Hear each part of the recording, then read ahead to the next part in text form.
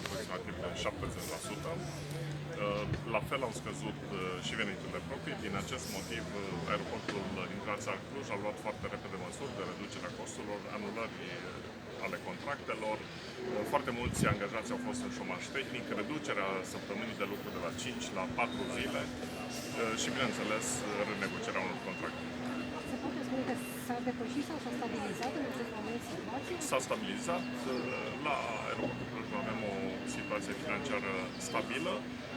Suntem foarte bucuroși că nu a trebuit să facem reduceri de personal, pentru că i-am recalificat, am găsit soluții.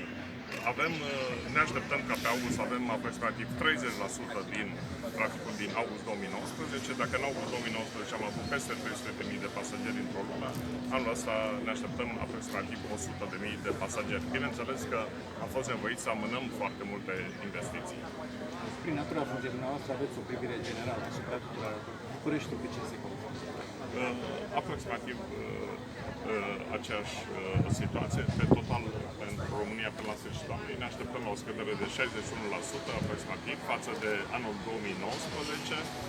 Dacă în 2019 am avut peste 23 de milioane de pasageri, ne așteptăm ca în toată România să fie aproximativ 9 milioane de pasageri în această an. Care aeroport a fost cel mai puțin afectat? Cel mai puțin afectat, bineînțeles, că au fost aeroporturile mici, care au avut trafic mai mic. Un aeroport, cu cât este mai mare, cu atât este mai expus și mai afectat. Cearicond a fost zguduit. Bineînțeles, domnul director general este aici, vă poate da, consider că așa este corect ca dânsul să vă dea mai multe. Care e domnul director?